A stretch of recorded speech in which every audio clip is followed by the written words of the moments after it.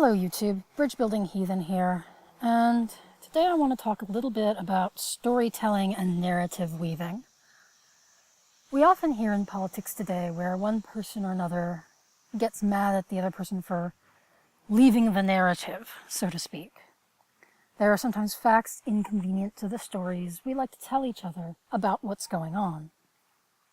I'm going to use story in a different way in my videos.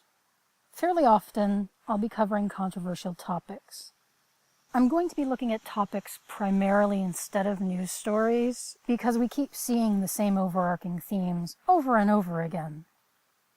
That doesn't mean I'll never cover news stories, but at least for right now, I'm going to be mostly focusing on topics. However, in doing so, I plan to bring narrative and storytelling into it.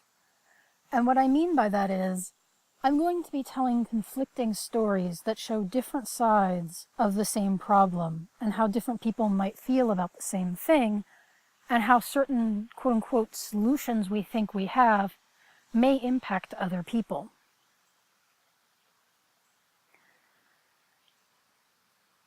Mark Nepo, in his book 7,000 Ways to Listen, once said, "I know there is no place to go with your grief other than to feel it and ride it like a raft, until that rough sea brings you to a strange, familiar shore that is both where you have been and entirely new. I know nothing I can say will ease the pain beneath your breathing right now. We can only gain strength from sharing our experience, without second-guessing any of it, just putting what we've been through into the small fire between us that has kept us warm for years. I want to walk that pathless path together, through grief and death and faith, and the mystery that lives beneath fairness and unfairness. It is beyond understanding and beyond all map-making. We can only climb our way, like those before us, into a clearing that begs for our acceptance if we are to know any peace. This mysterious path doesn't remove the grief or the pain, but somehow, like a knife dropped into the sea, our grief and pain lose their edge. Just know that you are both alone and not alone, though I can't go with you to the cliff of all you feel inside. I am near." One of the big narratives on the left right now is that no one can really know the pain of another person's marginalization. No one can really know what it is to feel what someone else feels. But while story can't give us all of what the other experiences, our brains are wired to respond to story. It isn't a form of objectification, and it isn't a form of benefiting from someone else's pain. It's a way of trying to understand. I know for myself, one of the most powerful stories to impact me was during my African American literature class when I had to read the book A Visitation of Spirits. For those of you unfamiliar with this book, it details the story of a young African American teenager growing up in Jim Crow South. However, that isn't all there is to his story. He's also gay, he's also from a very religious family, and he, I'll just say, goes to a beyond depressed place. Because YouTube is sensitive about certain topics, but I think you can guess what he does just from the fact that I said, because YouTube is sensitive about certain topics, what he does. Suffice it to say, it's told from the perspective of his ghost. There, I didn't say it. Didn't say it. I really related to this story, though, because even though I don't know what it is to grow up in the Jim Crow South, I know what it is to be a depressed LGBTQ teenager in a very religious family. And through that empathy, I strongly related to that story.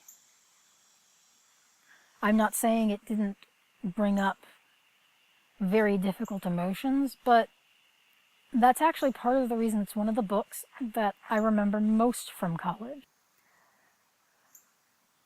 If we can see ourselves in another person, we tend to stop thinking of that person as a stereotype, and we start reacting to them as a human being. Stories aren't entertainment at the expense of another person with another set of experiences. Sometimes they're entertaining, yes, but they also help us relate to people of another set of experiences and another life. Indeed, stories are ways for all of us to live thousands of lives in one lifetime, to benefit from knowing what others have known, from seeing through others' eyes.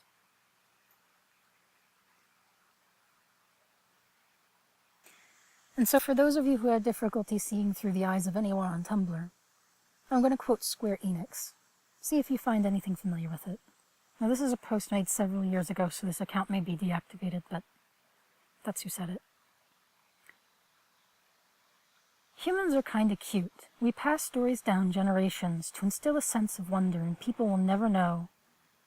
And we have little bells on our houses to tell each other when we've arrived. And we shiver when we get cold. And we have an endless amount of curiosity. And if the night sky is clear, our first instinct is to look up at the stars and think about going on big adventures. Now, for my own thoughts on story, most ancient stories in humanity were orally circulated and discussed for hundreds of years before anyone wrote it down. We only had the stories that passed the test of time.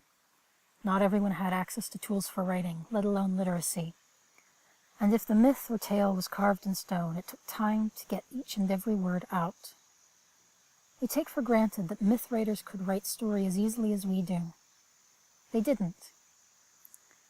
And they usually felt an obligation to include details everyone would recognize, even ones they sometimes disagreed with. We don't always feel that anymore. We leave out facts and information sometimes.